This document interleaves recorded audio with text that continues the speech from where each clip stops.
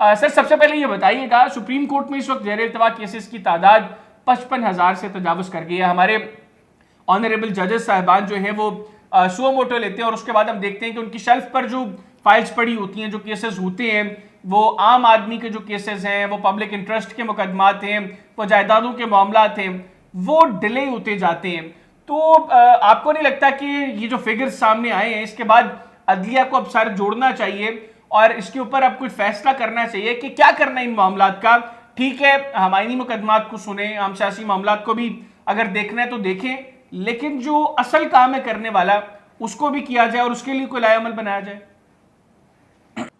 آپ بالکل صحیح فرما رہے ہیں کہ یہ میں آپ کو بتاؤں کہ یہ جو پبلک انٹرسٹ لیٹیگیشن جو ہے یہ زیادہ جب اس کو ایکٹیویٹ کیا گیا تو پہلی دفعہ یہ ایکٹیویٹ کی گئی جسٹس افضل اللہ کے ٹائم پہ، جب وہ چیف جسٹس بنے.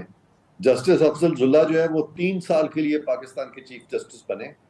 پہلے 2 سال انہوں نے پوری کوشش کر کے سپریم کورٹ سے بیک لاگ ختم کیا، اور جب بیک لاگ انہوں نے ختم کر دیا تو پھر تیسرے سال میں انہوں نے ٹیک اپ کیے یہ والے میٹرز. انفارچونیٹلی جو پریزنٹ کمپلیکشن تھا سپریم کورٹ کا، یہ آؤٹ گوئنگ چیف جسٹس جو ہیں ان کے دورانیے میں اور ان کے چند ان سے پہلے چیف جسٹس جو آئے ان کے دورانیے میں، جس میں کہ ثاقب نثار بھی میں سمجھتا ہوں سر فہرست ہے جن کا نام لینا ضروری ہے. یہاں پہ صرف پبلک انٹرسٹ کو اتنا نہیں دیکھا گیا بلکہ پولیٹیکل انٹرسٹ لیٹیگیشن شروع ہو گئی. کہتے ہیں اس کو بھی پی آئی ایل ہی ہیں. یہ بڑا انفارچونیٹ تھا. ابھی میں آپ کو بتاتا ہوں، ابھی ریسنٹلی ایک ایکیڈیمک ایکسرسائز ہوتی رہی ہے سپریم کورٹ میں جس میں کہ نیب کے قوانین کو چیلنج کر دیا گیا. سپریم کورٹ میں 54 ہیئرنگز جو ہیں اس پہ ہوئی ہیں، جو کہ میں سمجھتا ہوں 2 سے 3 ہیئرنگ میں ختم ہو جانا چاہیے.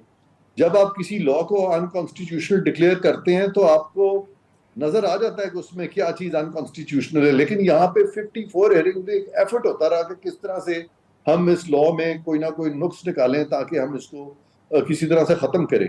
تو یہ جو پولیٹیکل اوور ٹونز والے کیسز ہیں، جب یہاں پہ آپ اتنا وقت لگائیں گے تو ڈیفینیٹلی آپ کا بیک لاگ جو ہے بڑھے گا اور اس میں جو عام لٹیگنٹ ہے وہ سفر کرے گا. اور پاکستان میں ایگزیکٹلی یہی ہو رہا ہے پچھلے چند سالوں سے.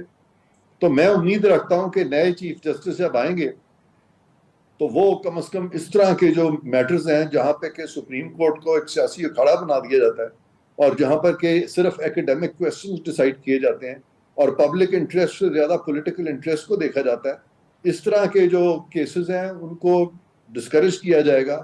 ان میں وقت ضائع سپریم کورٹ نہیں کرے گی. اور یہ میں امید کر رہا ہوں کہ جیسے ہی نئے چیف جسٹس آئیں گے یہ ایک تبدیلی جو ہے میں سمجھتا ہوں کہ وہ آنی چاہیے سپریم کورٹ میں، اور مجھے بڑی توقع ہے کہ وہ تبدیلی آئے گی.